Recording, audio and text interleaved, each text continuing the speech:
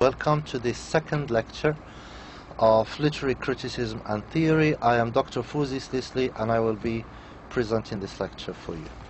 Our class today, our lecture is called The Stories Behind the Stories number 2, and here we will talk about the relationship of European literature to ancient Rome or to classical antiquity. In the previous lecture we talked about the relationship of Roman literature to ancient Greece. Today we will talk about the relationship of European literature to classical antiquity, to Rome and Greece. In the Renaissance, Europeans rediscovered the books of the Greeks and the Romans, and that allowed them to develop a literature and a culture.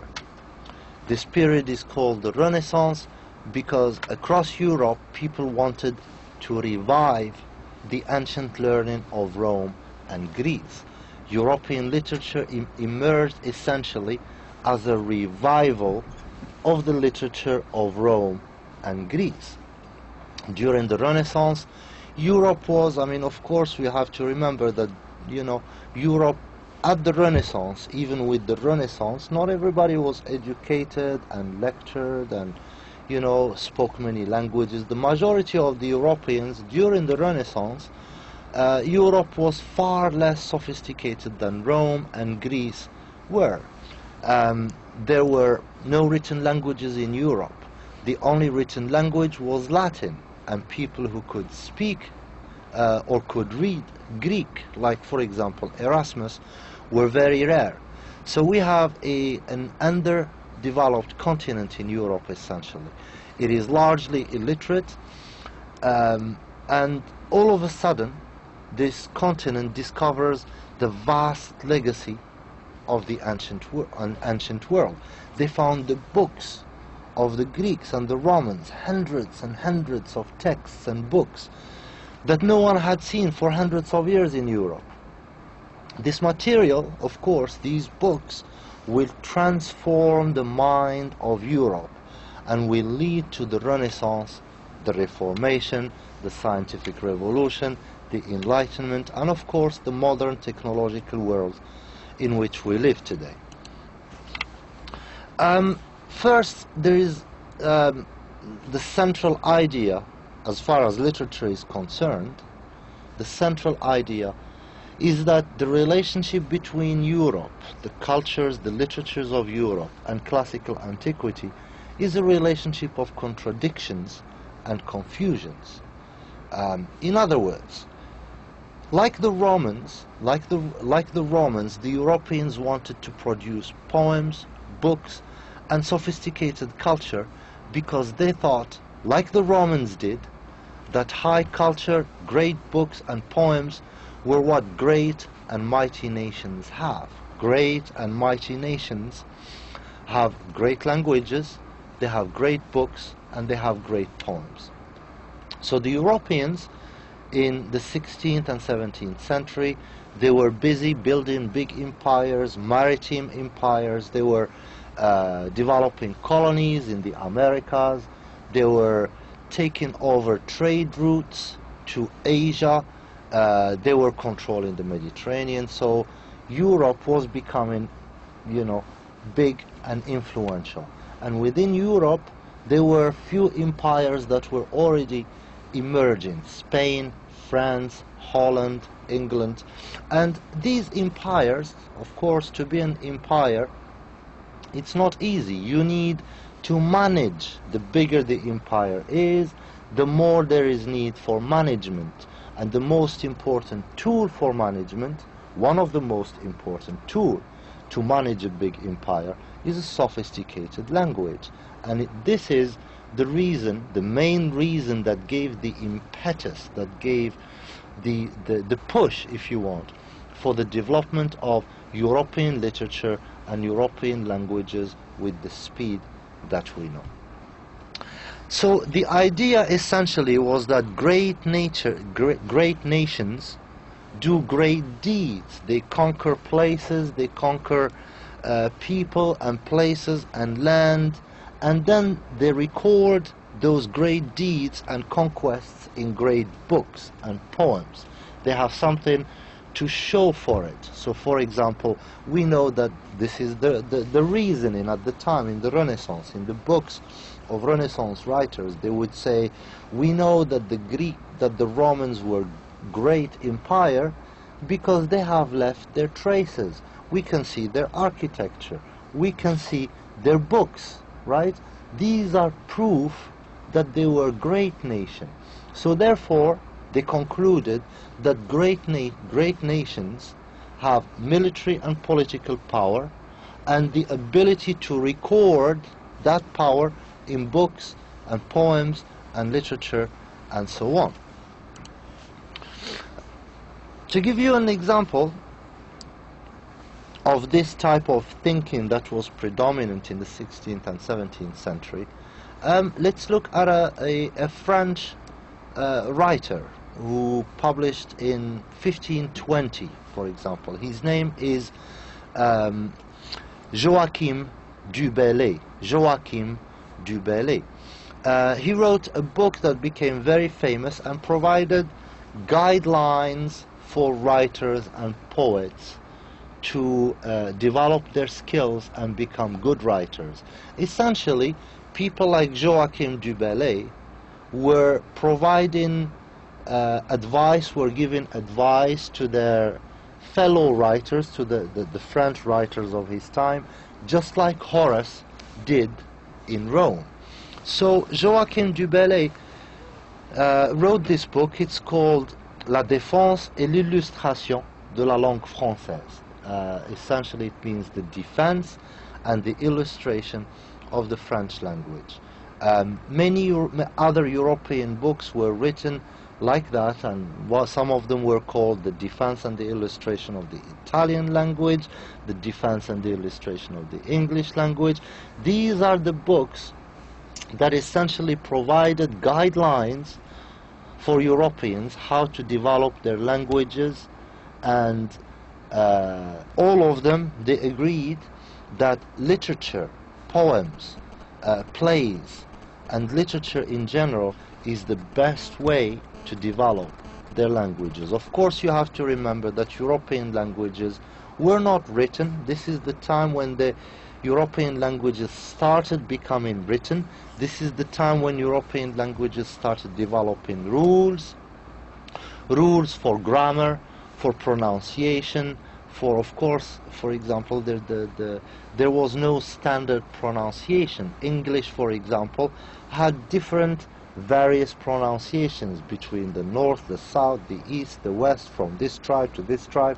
So it's only at some point after the Renaissance that dictionaries started being written, pronunciation books started being written, grammar books started being written, and it's only towards the 18th and 19th century that one can see that the English, French, and Italian and other European languages developed to their modern format that we know today, with the rules of the language, the grammar, the pronunciation, and so on.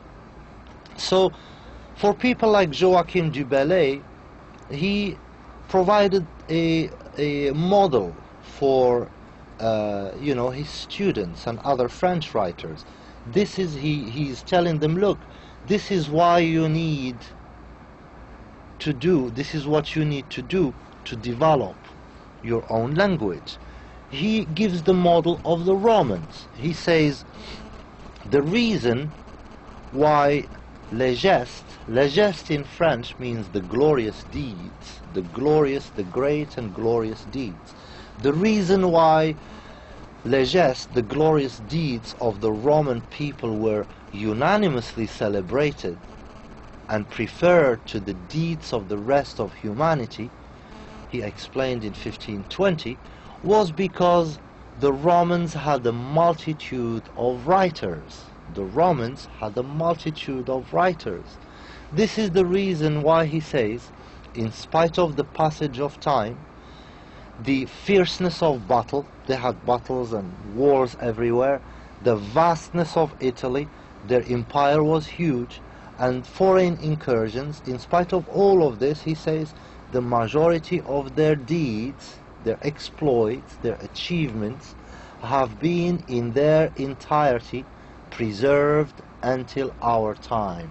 Preserved meaning they have been recorded in books and poems, right? So Joachim du Bellay was essentially telling the French, look, if you want to become a big and mighty nation, you can follow the model of the Romans. Look at them. They combined military and political power with literature, and they produced great writers who recorded the achievements of the Romans in books and poems and literature. So you, the French, can do the same thing. If you want to become a great and mighty nation and have political and military power, you should produce writers, a lot of writers, that would make sure that your exploits, your achievements, your deeds can be recorded in poems and remain for eternity in that fashion, just like the Romans' achievement has been recorded and remains for eternity recorded for everybody to see and understand how great they were. So the important point here is that the emergence of what we call today literature, the emergence of literature in Renaissance Europe had a strong political motivation and purpose.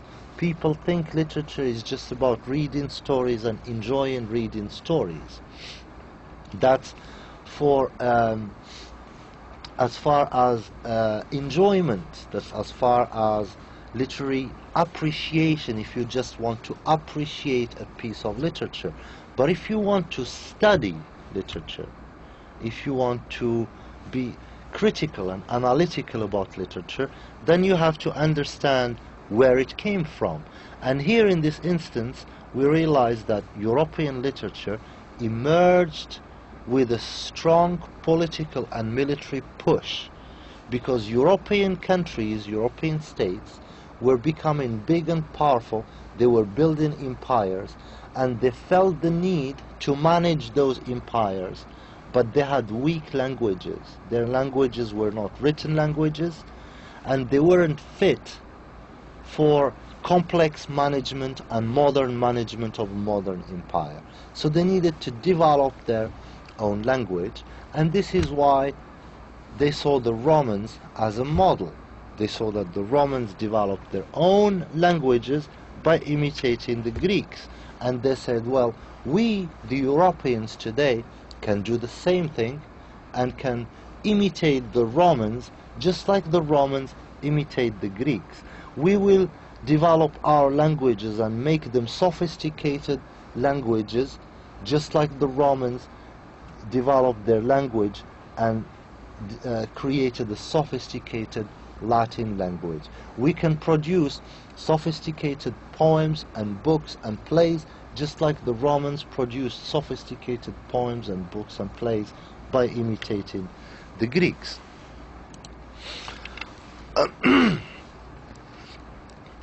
The Europeans essentially were conquering land and taking over trade routes, and as the du Bellay, as we understand from the passage from Joachim du Bellay, poetry and literature were necessary for necessary accessories. They were necessary tools for political power.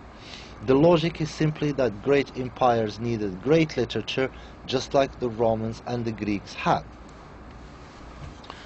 In that sense, basically, the study of classical learning, the study literature and criticism, all emerged with the purpose of giving the emerging European states written and civilized languages that are comparable to the languages of Greece and Rome. Essentially, it's very important to note that the Europeans saw poems and plays and books and stories like they were national monuments. So when you go to Rome and you see the Colosseum, you know, this big architectural structure very famous.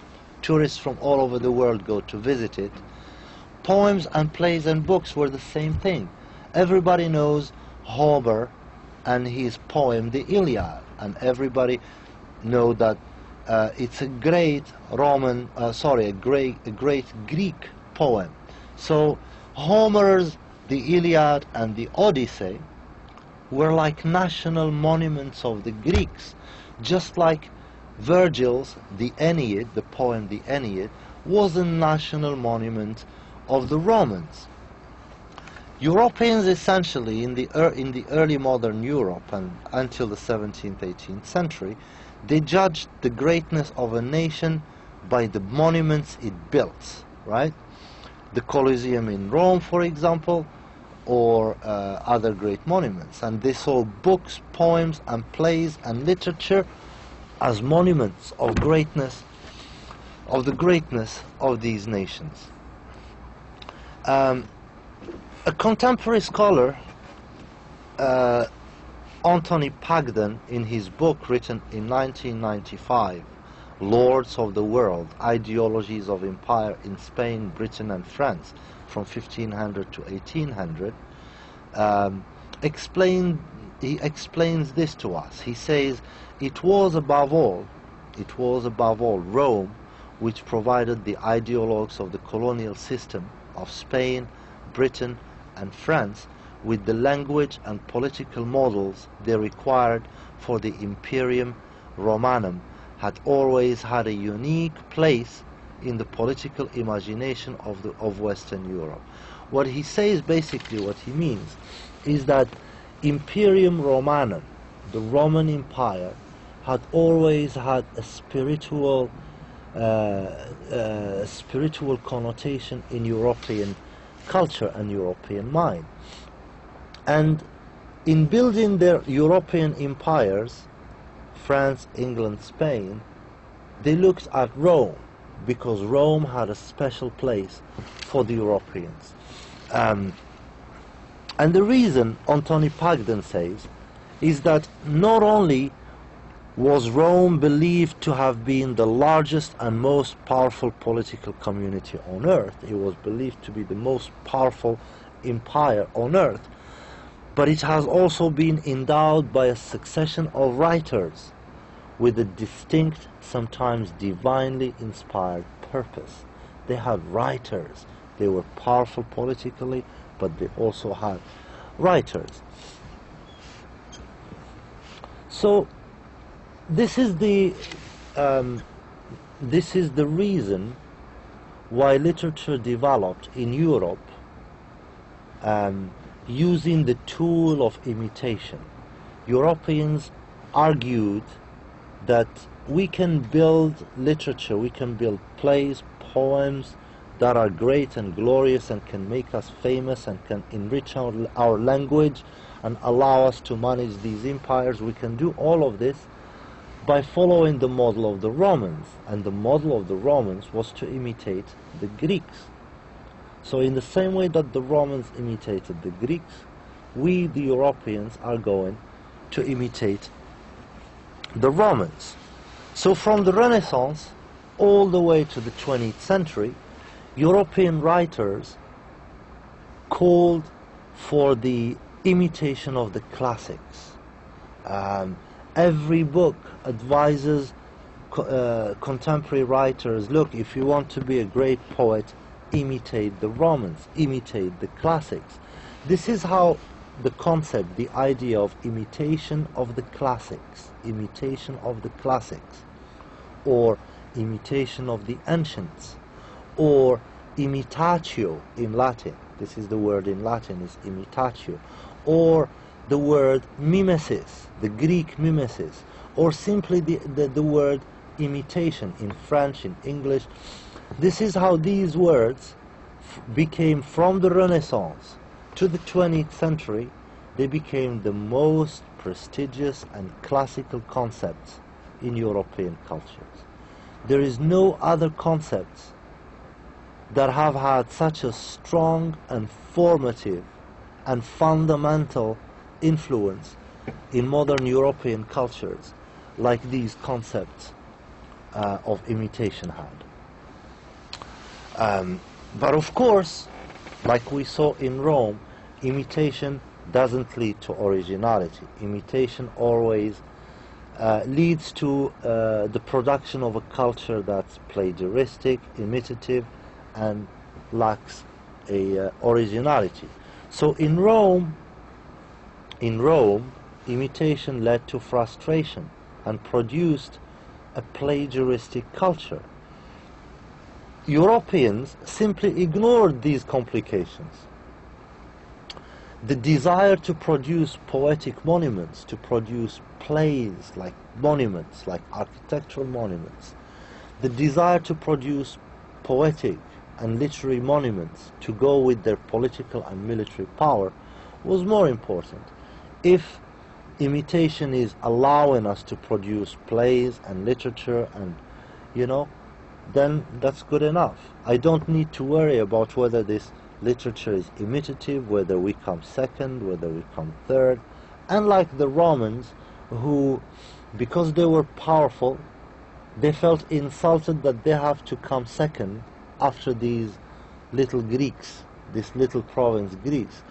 Europeans were different. They weren't powerful. Europe was coming out of the Middle Ages. It didn't have languages. Most its population were illiterate. So Europe was culturally inferior to the classical cultures of Greece and Rome.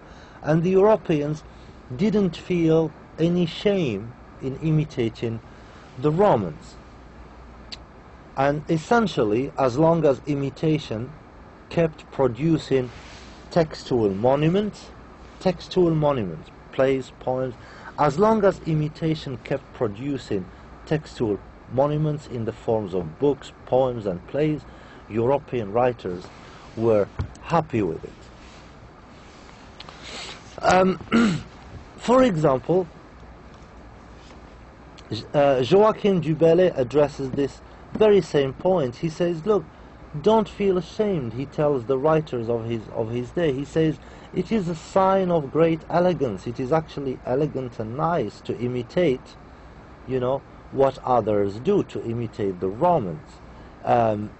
We should do, he says, he compared this to the work that bees, he says, the work that the bees do. He said the bees, they fly over flowers, they take some from this flower, some from this flower, some from this flower, and then they produce honey, and the final product is beautiful and tasteful and delicious, but you can't tell where it's coming from anymore, because the material that was taken from the flowers was digested by the bee, and then the final product is something beautiful and perfect in the end. So he says, it is a sign of great elegance and skill for us in imitation of the bees to produce in our own words thoughts borrowed from others. He told his contemporary writers, the writers of his days, he said, don't be ashamed to write in your native language in imitation of the ancients. He says it is no vicious thing but praiseworthy to borrow from a foreign tongue, from a foreign language, sentences and words to appropriate them to our own.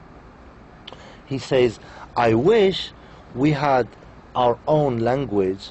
I wish our own language was so rich in domestic models and that it would be unnecessary for us to imitate or to borrow from other people's languages, but that's not the case. We have to borrow from other people's languages.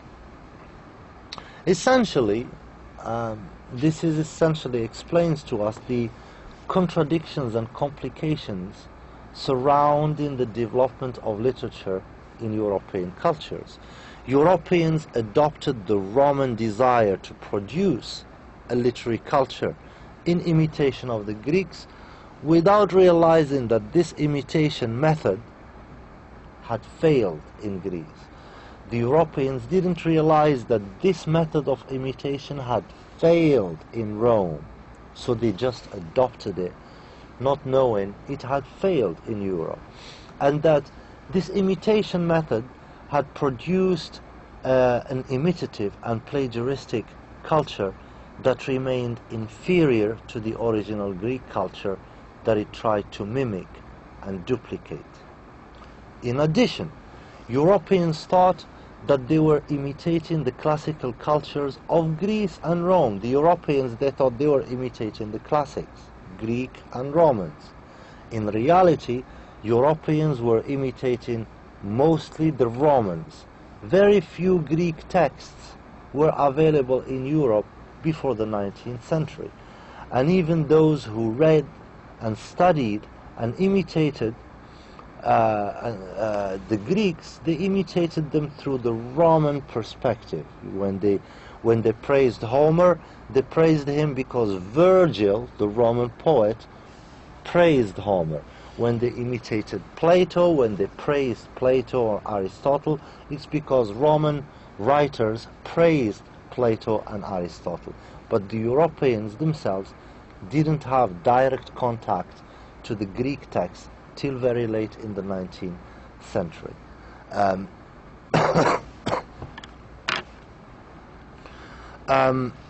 Even artistic movements like classicism, for example, European classicism for hundreds of years, was telling us that it's based its practice and its theory on Aristotle's ideas.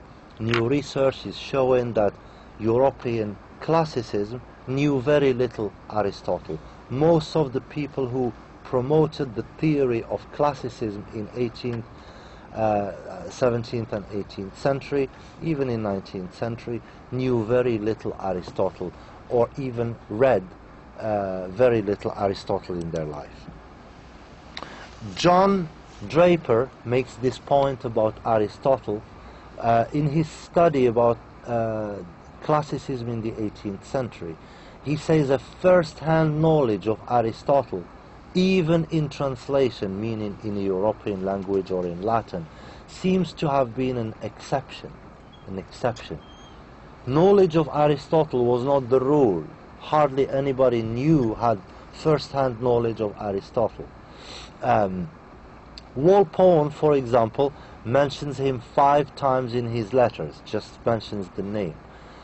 Usually coupled with Bossu and the rules, and Cowper, a poet, at the age of 53, he says had never in his life pursued a page of Aristotle.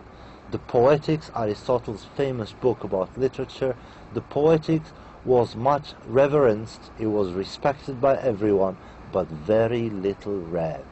This is John W. Draper, Aristotelian Mimesis in 18th century England. It's an article that was published back in 1921.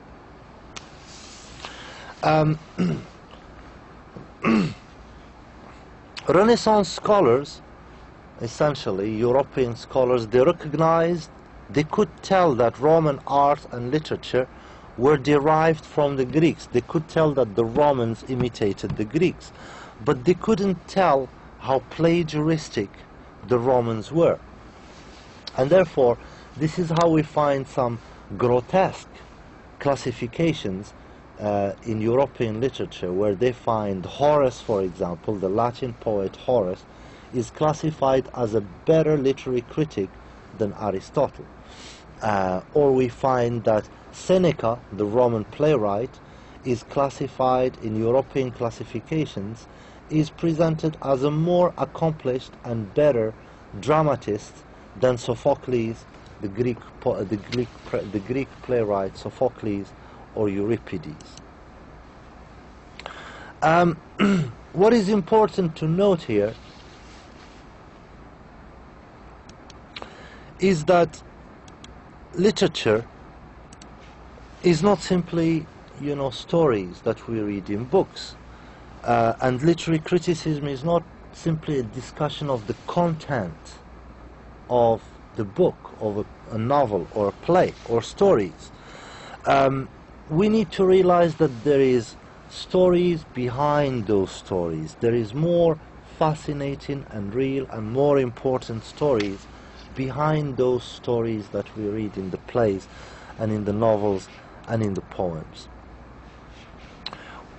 This is important because it allows us to understand that literature emerged in Europe because of historical forces. There was historical forces, political, economic, cultural, military forces that produced, that made literature, that created literature as an institution, as a tradition, and as a discourse possible. The second point that's important to understand is that the new historical realities of the Renaissance and the 17th, 18th, all the way until the 20th century, that literature itself went to contribute to producing these new realities. So in that sense, historical forces produce literature, and literature goes to produce historical forces. In this sense, literature is connected to history from both ends, in terms of its origins and in terms of its contribution to reality. We have to understand the historical forces that produce literature, and we have to understand the historical forces and the transformations that literature goes to produce. It is in this way, when we understand this relationship of literature to history, this is how we can study literature from a critical and analytical perspective. And in this sense, in this class and in your future study about literature, this is the type of critical consciousness you need to have. You shouldn't just consume the stories of poems and books and novels. You should be critical and take literature, even literature as an institution like we're doing here, or the plays and the poems and the books, and place them within their historical context. Thank you very much, and I hope to see you next time, where we will talk about in details about the Greek literary theories that emerged with Plato and Aristotle. Assalamu alaikum wa rahmatullah.